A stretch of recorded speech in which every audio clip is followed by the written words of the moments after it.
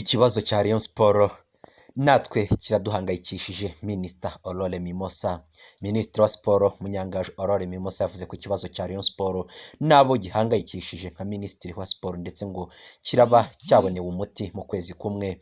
Minisitiri Aurore yabitangaje kuri uyu munsi mu kiganiro cy'urubuga rw'imikino kuri wa gatatu tariki ya 9 Nzeri 2020. Minisitiri Aurore avuze ibi mu gihe kuri iki cyumweru tariki ya 6 Nzeri 2020 mu kiganiro cyatambutse mu buryo bwa live kuri radio na televiziyo by'igihugu, Perezida Paul Kagame yari yabajijwe niba yaramenye ibibazo biri muri Rayon Sports. Perezida Kagame yavuze ko abizi ndetse ngo yabihaye Minisitiri wa Siporo ngo abikemure. Yagize ati iby'imipira yo mu Rwanda ntabwo nabiherukaga ariko numvise harabayemo ibintu by'amakimbirane, nizera ko byaba byarakemuwe.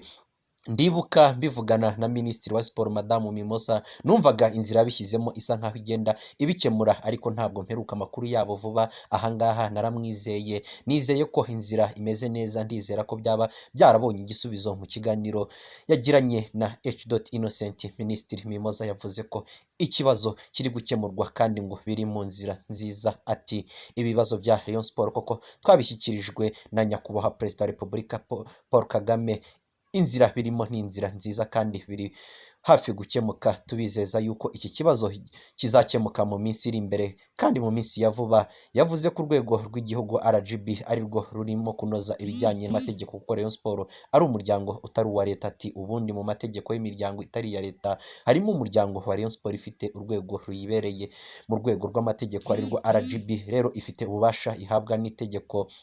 Mu nzira ikibazo bagejejweho RGB ntabwo iri kwitwara nabi kuri iki kibazo. Guhera mu mpera za Gicurasi urwego rw'igihugu rw'imiyoborere RGB rwatangiye kugaragara mu bibazo bya Rayon Sports. Ibi byatumye mu mpera z'ukwezi RGB yemeza ko Munyakazi Sadat ari we muyobozi wemewe ndetse imusaba kwigezaho raporo y'ibikorwa by'iyi kipe yakozwe hagati ya Gicurasi na Kamena kugira ngo ibyo avugurura mu mategeko shingiro y'umuryango wa Rayon Sports. Ku ya 7 Kanama 2020 RGB yandikiye Munyakazi Sadat imusaba guhagarika inzego zose zigize umuryango wa Rayon Sports, hagasigara gusa komite nyobozi ireberera ikipe mu gihe hagikorwa inonosorwa ry'amategeko shingiro yawo, ndetse kuva icyo gihe bikaba bitari byemewe gutumiza inama y'inteko rusange.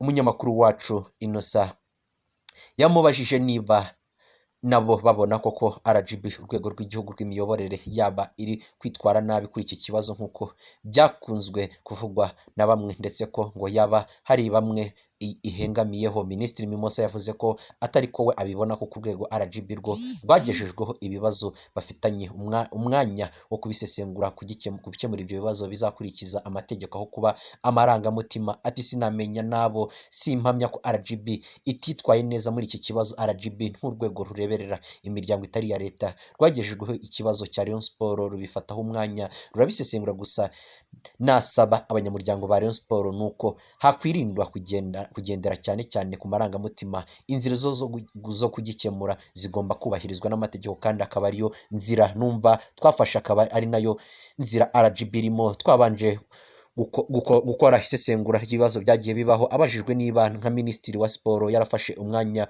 wo guhuza impande zitumvikana muri Rayon Sports, Minisitiri Mimosa yavuze ko babanje gukora isesengura ry'ibibazo. Ati twabanje gukora isesengura dukurikirana ibibazo mu nzira, twabanje gukurikirana ibibazo nk'uko bagihaye inzego zibishinzwe. Inzego zacu zirakorana nk'uko inzego zose ari iza leta zikorana, ziruzuzanya. Twebwe ku ruhande rwacu twabanje gukorana iryo sesengura, ntabwo twigeze dufata umwanya wo kubanza kumva impande zishyamiranye kuko icyo twashakaga cya mbere twari ukubanza gukora iryo sesengura, kureba niba barubahirije amategeko mbere yo kuba twabahuza, mbere y'uko twaba twarabavugisha. Yirinze kugira icyo atangaza ku byo babonye byaba bitera ibibazo muri Rayon Sports mu busesenguzi bakoze. Yavuze ko inzira zizakemurwamo bizakurikiza isesengura bakoze. Abajijwe igihe babona ikibazo cyaba cyavuye mu nzira, Mimosa Aurore yagize ati sinakubwira ngo n'uyu munsi cyangwa ejo ariko bitarenze ukwezi ikibazo cya Rayon Sports tuzaba twagikemuye, tuzaba twamaze no kubigeza mu banyamuryango n'abakunzi ba Rayon Sports. Abakunzi ba Rayon Sports bamenye ko ikibazo cyabo natwe kiduhangayikishije. Ku musozo Minisitiri Mimosa yageneye ubutumwa abafana ba Rayon Sports babwira ko bamenya ko ikibazo cya Rayon Sports nabo kibahangayikishije cyane. ati mu butumwa nagenera abareyo muri iki gitondo nabamenyesha ikibazo cya Rayon Sport ari ikibazo natwe kiduhangayikishije nka minisitiri, ni ikibazo gihangayikishije inzego bireba. Ikindi nababwira ko ibibazo bizakemuka mu buryo bwubahirije amategeko kandi turabibemerera kandi turabizeza ntabwo iki kibazo kizigera gikemuka mu buryo bwubahirije amarangamutima. Yasoje avuga ko ibi bintu bitatu ngo bizafasha kubaka siporo y'umunyamuryango mu Rwanda. Ikindi nabwira abakunzi ba Rayon Sport n'abakunzi b'umupira w'amaguru mu Rwanda n'aba siporo muri rusange nuko kugira ngo tugire urwego rwa siporo rw'umunyamuga ruri professionnel tugomba kubakira byibuza ku bintu bitatu: kubahiriza amategeko, gukora kinyamwuga ni ingenzi, nacyo no kuba inyangamugayo.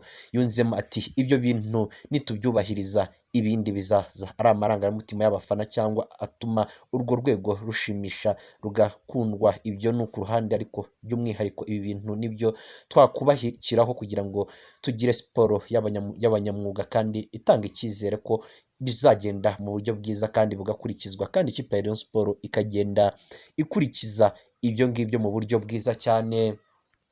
Aurore kandi yakomeje aburira abafana ba Rayon Sport bamwe bagenda bitwara nabi muri iki kibazo ko bitari bikwiriye, ahubwo bakabaye bashyira hamwe bakaba bakubahiriza amategeko kuruta kubwo buri umwe wese yajya agenda yivugira ibyo ashatse.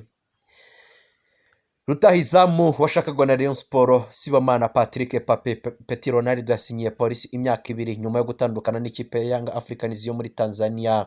Sibomana Patrick Pape yamaze gusinyira Polisi yo mu Rwanda. Uyu musore wari umaze umwaka umwe gusa akinira ikipe yo muri Tanzania Young Africans mu ntangiriro z'ukwezi gushize bwa Kanama yisanze ku rutonde rw'abakinnyi barenga 10 bagombaga gutandukana n'iyi kipe yo muri Tanzania ikunzwe na rubanda nyamwinshi.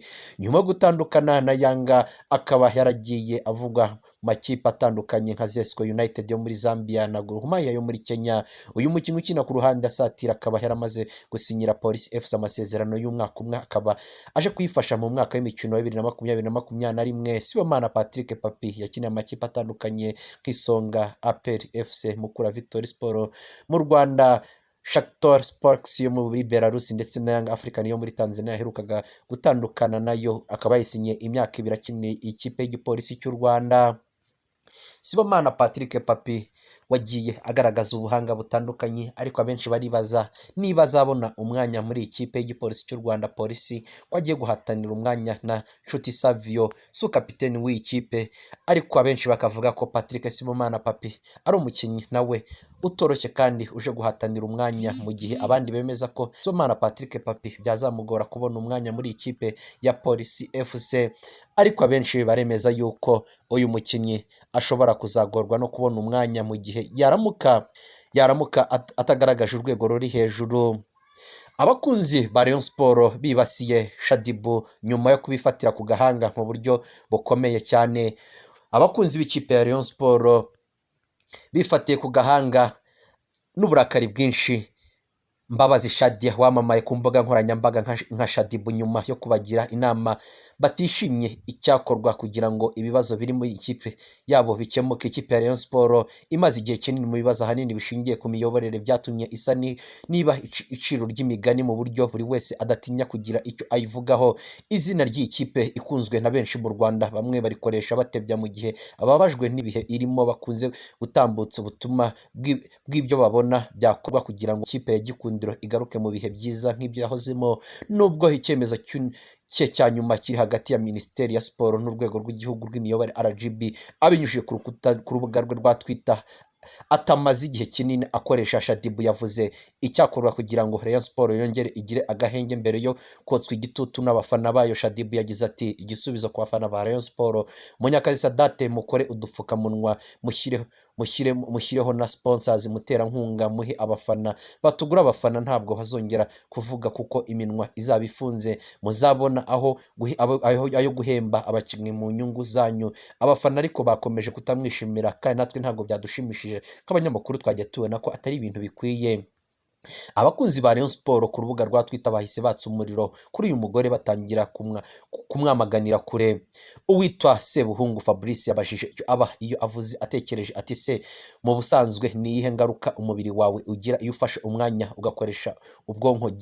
jya ku murenge utuyemo wiyandikishe muri VUP naho gushakisha amaronko kuri Rayon Sport ubyibagirwe.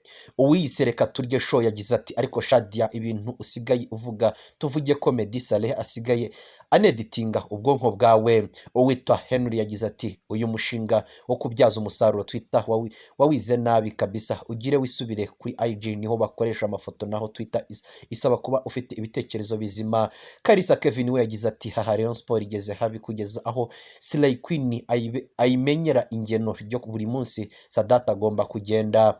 Mukecuru ko ushaje wanduranya wakwicaye hasi ukarera abana ibya Rayon Sport ukabirekera ko bitakugwa neza ikipe yacu ushaka kuyambika ubusa nk'ubwo wambaye magingo aya nyuma y'uko ibibazo muri Rayon Sport bigejejwe kuri Perezida wa Repubulika Paul Kagame akabishyikiriza Minisitiri wa Sport. Iyo minisiteri bafatanye na RGB nibo bagomba gukemura ahazaza h'iyi kipe bakunze itazirwa akazina ka gikundiro cy'Abanyarwanda.